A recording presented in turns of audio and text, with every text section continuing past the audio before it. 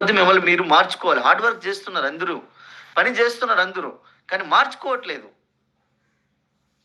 పట్టుమని ఒక 10 మందిని మనం ప్రమోట్ చేయాలని ఒక మీటింగ్‌లో మనం తీసుకొనొచ్చి లక్షలు కావాలి, కోట్లు కావాలంటే ఎక్కడి నుంచొస్తాయి?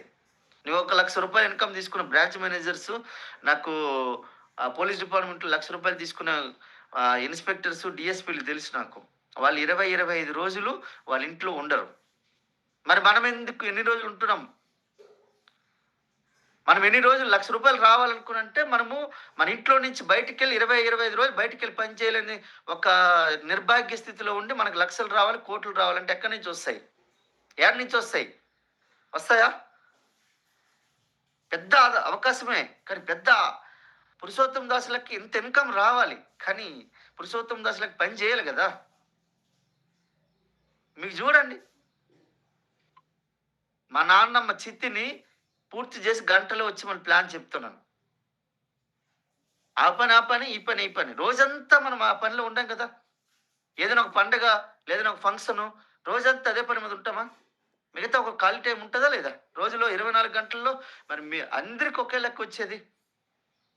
పూజ చేసాం 2 గంటలు బిజీ ఉంటాం.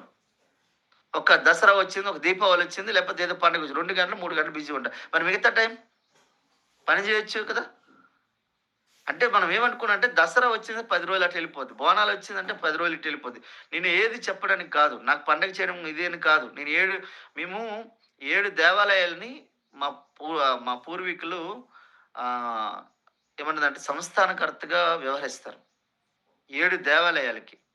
7 అమ్మవార్లకి మేము ఒక ఆంజనేయ స్వామి ఆహ్, ఊరికంతా ఆంజనేయ స్వామి, శ్రీరామ మందిరం తప్ప మిగతా అమ్మవార్లన్నిటికి మా తాత ముత్తాతలు, మా నాన్నమ్మ, తర్వాత ఇప్పుడు మా మేనత్తలు వీళ్ళందరూ అదే సంస్థానకర్తగా వ్యవహరిస్తారు.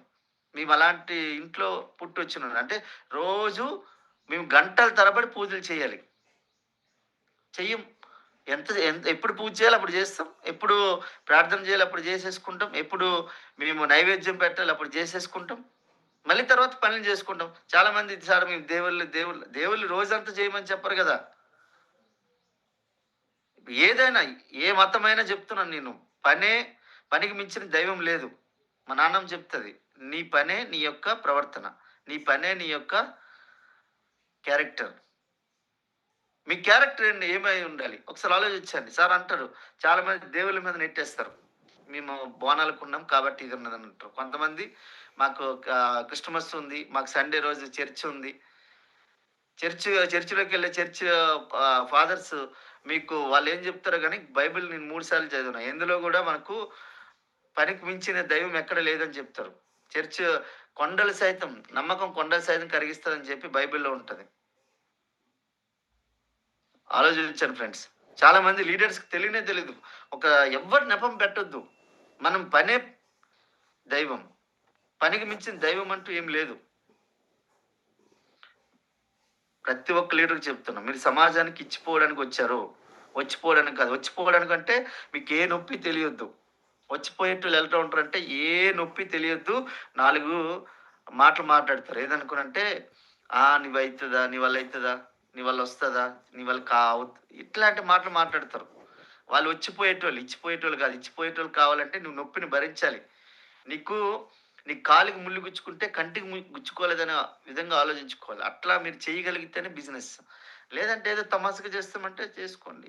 మీరు వెస్టీజ్ డిస్ట్రిబ్యూటర్, మీరు వెస్టీజ్ కస్టమర్ అయితారు తప్ప అంతకుమించి మేము మీకో ర్యాంక్ ఇవ్వలేం. మీకో లెవెల్ ఇవ్వలేం.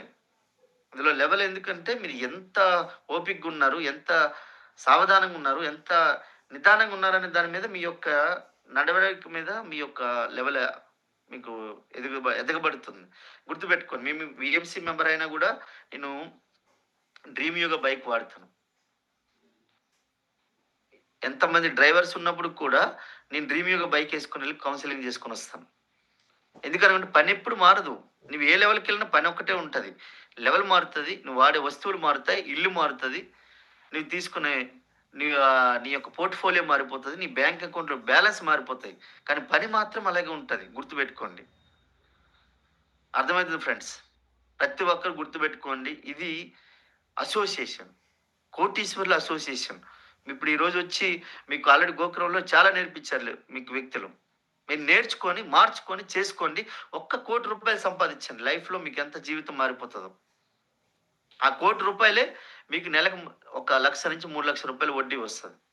మీకు బయటికెళ్ళి పని చేయాల్సిన అవసరమే ఉండదు. కానీ వెస్టీలో ఎంత చేసినా మీకు ఇన్‌కమ్ వస్తది. నాకు ఈరోజు డబ్బులు సంపాదించడం కంటే నలుగురు గెలిపించడానికే నేనిప్పుడు చేస్తున్నాను. గుర్తుపెట్టుకోండి. మీకు తృప్తి రావాలనుకునంటే మీరు సంపాదిస్తే తృప్తి ఉండదు. ఎంత ఎంత సంపాదిస్తూనే ఉండాలి. కానీ తృప్తి రావాలంటే నలుగురు గెలిపించి చూడు. నలుగురు ఒకరికి భోజనం పెట్టి చూడు ఎంత తృప్తిగా ఉంటది. అదే నలుగురు గెలిపించి చూడు. అది సంతృప్తిగా ఉంటది. సో, అది పని చేయండి. So, wish you all the best and back to the Geeta madam. Thank you. Sir